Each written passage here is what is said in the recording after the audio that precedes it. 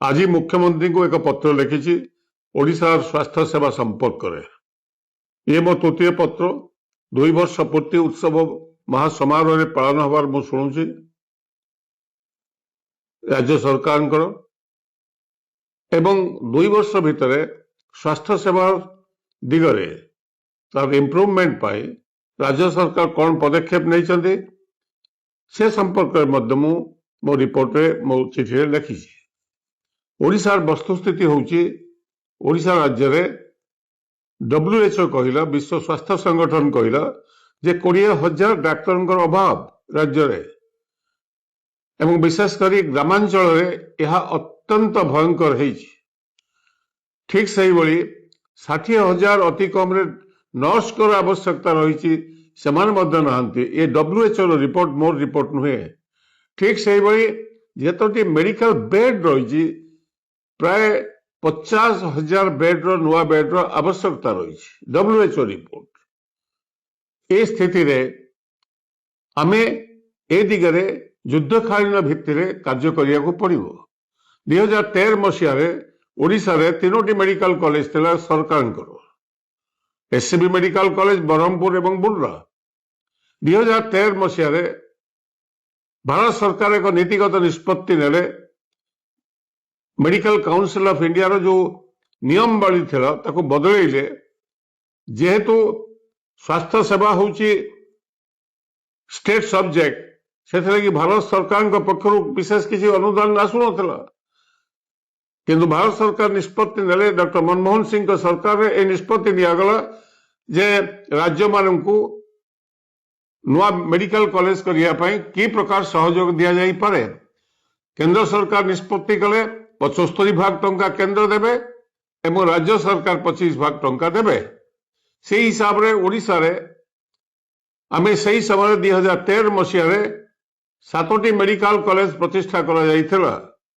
से 7टी भितरु गोटे बालेश्वर रे, बारिपदा रे, कोरापुट रे, बलांगीर रे, पुरी रे। ता व्यतीत आउ 2टी मेडिकल कॉलेज एनटीपीसी माध्यम रे सुंदरगढ़ रे एवं महानदी कोलफील्ड माध्यम रे तालचेर। बर्तमान ए मेडिकल कॉलेज रे प्रति मेडिकल कॉलेज रे 100 रु 150 सीट एमबीबीएस सीट बर्तमान खोला जाइछि जा फल किसी एमबीबीएस डाक्टर हेरु बाहरी परियो एबे आरंभ होइछि। ठीक सही भली नर्सिंग कॉलेज बर्तमान सुधा राज्य रे ये 60,000 नर्स आवश्यकता थिला बेले हमर नर्सिंग आउटपुट होची मात्र 2,000 रु 3,000 भितर। अन्य राज्य मानकरे केरला एक छोट राज्य 30,000 रु 40,000 प्रति वर्ष नर्स बाहर। कर्णाटक रे, तमिलनाडु रे, आंध्र प्रदेश रे बहु संख्या डाक्तर भी बाहर एवं नर्स भी बाहर एवं सेमाने केवल तांको राज्य नुहे भारत वर्षर विभिन्न राज्य रे एवं विश्व रे सेमाने विभिन्न हॉस्पिटल रे काम करछथि। आम राज्य रे आहुरी बेसी व्यापक भावे नर्सिंग कॉलेज पारामेडिक्स मानक पई स्वास्थ्य कर्मी आहुरी व्यापक चेष्टा हवा उचित एवं अधिक आलोकेशन बजेट हवा दरकार। मु कहूना जे हठात यही 2 वर्ष भितर सब व्यवस्था शिक्षा स्वास्थ्य खराब होईची बोली ये एक बहुदिन रोग एवं ता उपरे आम समस्त दलमत निर्विशेष ध्यान देवार अच्छी।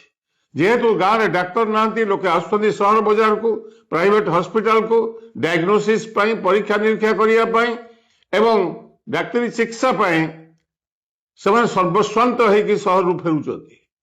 ये हूँ वस्तुस्थिति। जेते आपण जो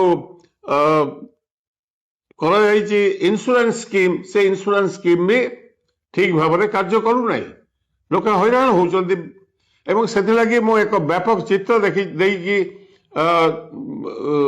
मुख्यमंत्री को 2013 यूपीए गवर्नमेंट समय जो 7टी मेडिकल कॉलेज करागला एवं तापर केवल से नुहे एम्स प्रतिष्ठा होता।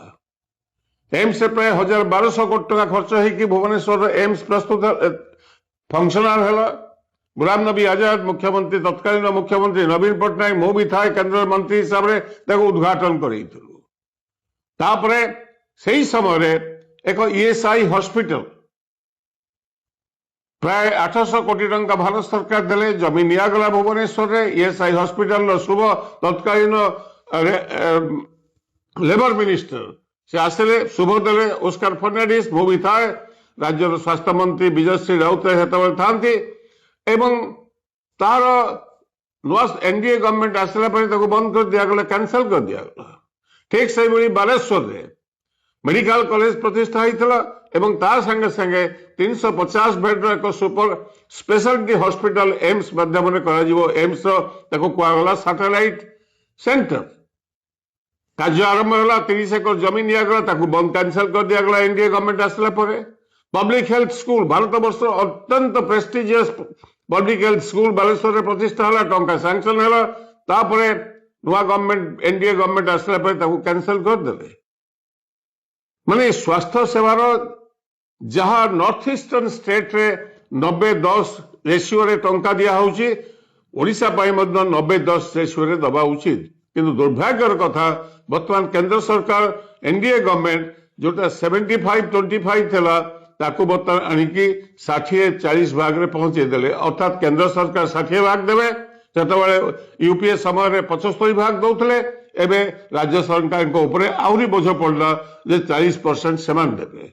जदि आपनकु आम भिडियोटी भल लागिला तेबे आम चैनल को लाइक शेयर सब्सक्राइब करने को जमा भी भूलंतु नहीं।